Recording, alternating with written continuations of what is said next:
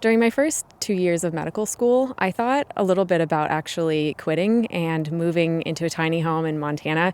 My husband and I actually found these modular homes where you could set them up pretty easily. They were like $50,000. And if I were to do that, we would have been able to pay off my student loans pretty easily, and it would have actually been possible. I thought about it a lot, I think, because first year and second year were really challenging for me in medical school. We had exams 2 times a week. It was just a lot. And I think also part of it was I had a job prior to medical school. And because of that, I was used to working remotely and I had a lot of freedom to live wherever and move wherever. My husband and I actually moved to Arizona because of that. And I ended up going to medical school in Arizona. But we had a lot of freedom to do that. And I think I missed that in medical school because you're sort of stuck in the same place for 4 years, and then you're pretty steady in the same place for residency as well. And I missed that freedom and simplicity of life. I also lost my dad during my first year of medical school, and that was a really traumatizing experience. And, a lot of that, I'm getting hair in my mouth. Ugh.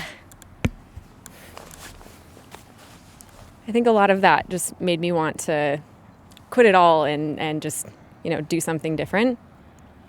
I have other things that I wrote down. I also had sort of a lack of hope for the future because, every year when you're in medical school, whether it's first year, second year, third year, people ahead of you tell you, oh, you think first year is bad? Just wait until second year. Or, oh, you think third year is bad? Just wait until fourth year and interviews and whatnot. And I think because of that, I just had this generalized lack of hope for the future. And I knew it was a long journey before getting started, but I think when you're actually in it, you sort of realize just how long it is because each day is so long and each day is just a lot. So I think I just had this generalized lack of, hope. I think I was also a little bit lonely because I was doing med school mostly from home because of COVID.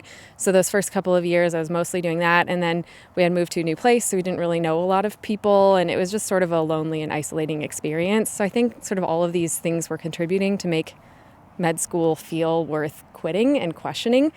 So needless to say, I thought about it a lot, and I have some reasons why I decided not to quit.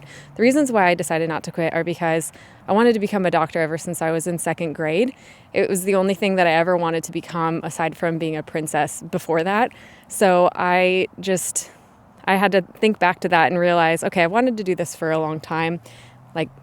I should probably give some thought to that. I also shadowed a lot and worked in clinics prior to medical school, and I liked the end job of doctors. I didn't see a lot of the things at home, like the charting and all of those sorts of things, but I knew generally the day in and day out I liked, despite, I liked that. It's a lot different from first year and second year of medical school when you're just doing preclinical work and taking classes. That's not really what being a doctor is. So I knew that, this was just part of the journey, but it wasn't the end thing. So I also needed to give a chance to the later years in medical school when life would be a little bit closer to, being like a doctor. I knew that I liked what doctors generally did.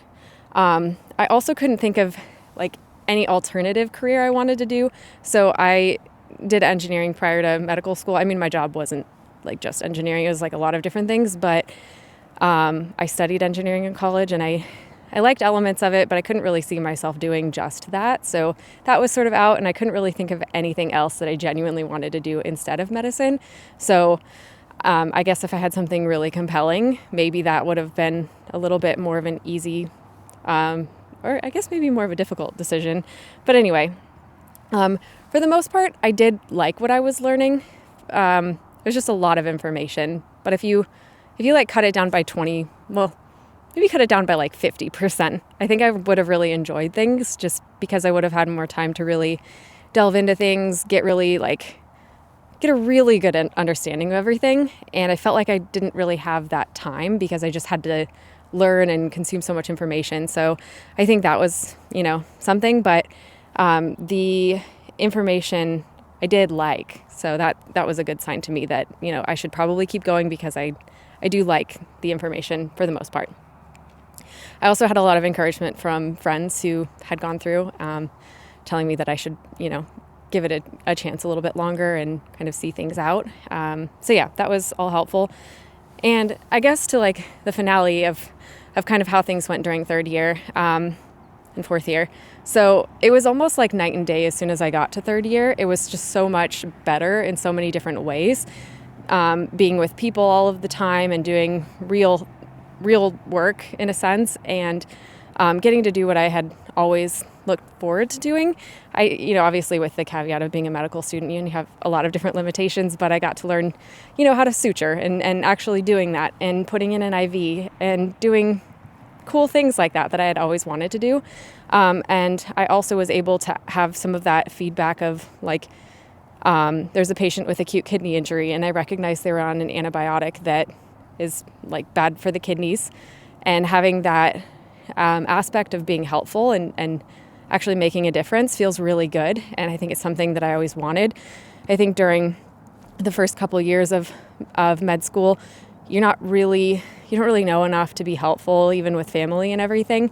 And a lot of it feels really selfish because you're having to put in so many hours studying. My husband was like taking care of me for the most part with everything. And it just felt selfish. But once I got to third year and fourth year, it feels like I'm actually helping and I'm actually able to be helpful. I have so much left to learn, but it's a lot different than those first couple of years of school. Let's see here. Working with people, there's a lot more flexibility in your third and fourth year with being able to take time off, at least for my school. The first couple of years, I think a lot of people have heard of that pancake analogy. Like every day you're getting more pancakes put on your plate and you have to eat them, in terms of like every day you're getting more information that you need to learn and prepare and study. But during third year, so it makes missing time hard, and it makes taking a day off really hard. Like I would go weeks without any time off during those first couple of years, but like third and fourth year, it's okay. You can take a day off if you need, because there's just one exam at the end of the month. And at least at my school, I know this can vary based on your medical school, but I just had a lot more flexibility to take a day off if I wanted to, and, do more self-care type things. It was still busy, but better. The content is a lot more interesting in my opinion during third year and fourth year. Studying for step 2, I actually thought was pretty fun in terms of practice questions and everything. It's a lot better than studying for step 1. Step 1 was like so detailed, but step 2 was actually applicable. I saw things on rotations that I did questions on. It's a lot more, interesting content. So I genuinely liked that about third year. Let's see here. I think that's pretty much it. I mean, overall, things have gotten a lot better over, I think every year things have gotten a little bit better, despite what I had heard from others. I guess second year was probably my least favorite year, but things generally got a little bit better. I'm glad I stayed in medicine, and I'm glad I didn't quit, and I'm excited about the future. I'm really scared about residency, but I'm also really excited. So if you're on the verge of quitting, I encourage you to, think it through and kind of maybe go back to some of the reasons why you decided to go into medicine. Like my mom had a pulmonary embolism when I was really young, so I was like exposed to medicine pretty early on, and I recognized what doctors could do, and from that moment I wanted to become a doctor. And I think that like looking back at that and recognizing that was an important moment in my life, and I think that was important for me in terms of not quitting. So I would encourage you to kind of look back if you had any moments like that, and but also be kind to yourself. And if you've thought it through and you want to quit medicine and you decided it's not the right thing for you, also feel free to do that. This is just my story, and I'm personally glad I didn't quit, and I am looking forward to the crazy journey ahead of me. So thank you so much for watching. Please give this video a like and subscribe if you would like to see more content like this. And I hope this is helpful to some extent, and we'll see you in the next video. Bye guys.